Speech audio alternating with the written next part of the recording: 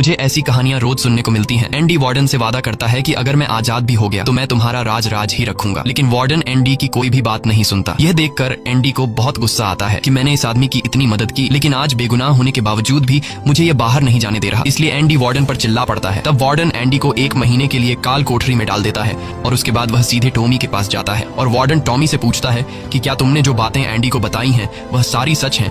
Tommy कहता है हाँ, ये बिल्कुल सच है। इसके बाद वह टॉमी से कहता है कि क्या अगर तुम्हें कोर्ट में बुलाया जाए तो तुम कोर्ट में इस बात की गवाही दे सकते हो? तब टॉमी कहता है हाँ, मैं इसके लिए तैयार हूँ। ये सुनते ही वार्डन ऊपर गार्ड को इशारा करता है और वह गार्ड टॉमी को गोलियों से छलनी कर देता है।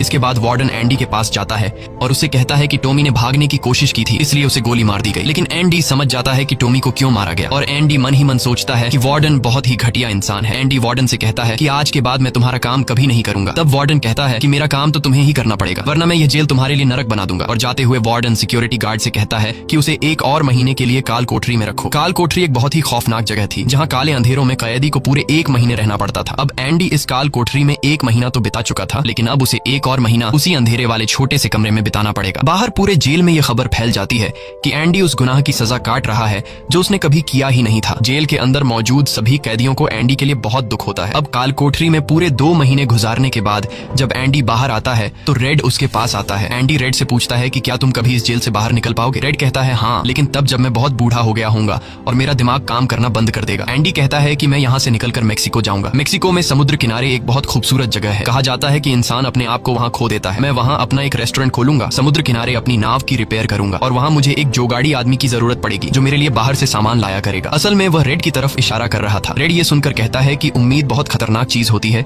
ये इंसान को पागल तक कर देती है। तुम्हें सच्चाई की दुनिया में वापस लौटना होगा। मेक्सिको यहाँ से बहुत दूर है। ये कहकर रेड वहाँ से जाने लगता है, लेकिन जाने से पहले एंडी रेड से कहता है कि वादा करो कि अगर तुम कभी यहाँ से रिहा हुए तो मेरा एक काम करोगे। रेड कहता है हाँ, मैं जरूर करूंगा। तब एंडी रेड को एक एड्रेस बताता है और कहता है कि जब भी तुम यहाँ से छूट जाओ तो उस जगह जाना जहाँ एक बड़े मैदान के बीच एक खूबसूरत पेड़ है। उसी पेड़ के नीचे मैंने अपनी वाइफ को प्रपोज किया था। वह रेड से कहता है कि उसी पेड़ के नीचे एक दीवार के अंदर तुम्हें काले रंग का पत्थर मिलेगा जिसके नीचे मैंने एक बॉक्स छिपाया है और जब भी तुम रिहा हो जाओगे तो वहाँ जाकर उस पत्थर के नीचे उस बॉक्स को देखना कि उसमें क्या है। यह कहकर एंडी वहाँ से चला जाता है और सीधा वार्डन के पास पहुँचता है। वह वार्डन का काम पूरा करके उसके सारे डॉक्यूमेंट्स एक खास तिजोरी में रखता है। डॉक्यूमेंट्स रखने के बाद वार्डन एंडी को अपने कपड़े देता है। वह एंडी से कहता है कि मेरे कपड़े प्रेस करवा देना और मेरे जूतों को शीशे की तरह चमका देना। इसके बाद एंडी वापस अपने सेल में आ जाता है। वहीं दूसरी तरफ रेड आज रात बहुत परेशान होता है क्योंकि उसे डर था कि एंडी कहीं खुद को मार न दे। इस तरह से रात गुजर जाती है और सुबह होती है। सुबह होते ही सभी कैदियों के सेल के दरवाजे खुल जाते हैं और सभी कैदी बाहर आ जाते हैं, लेकिन एंडी सेल से बाहर नहीं आता। ये पिछले 20 सालों में पहली बार ऐसा हो रहा था कि कोई कैदी सुबह अपने सेल से बाहर नहीं आया। तब रेड की नजर भी एंडी के सेल की तरफ होती है और रेड की परेशानी बढ़ती रहती है।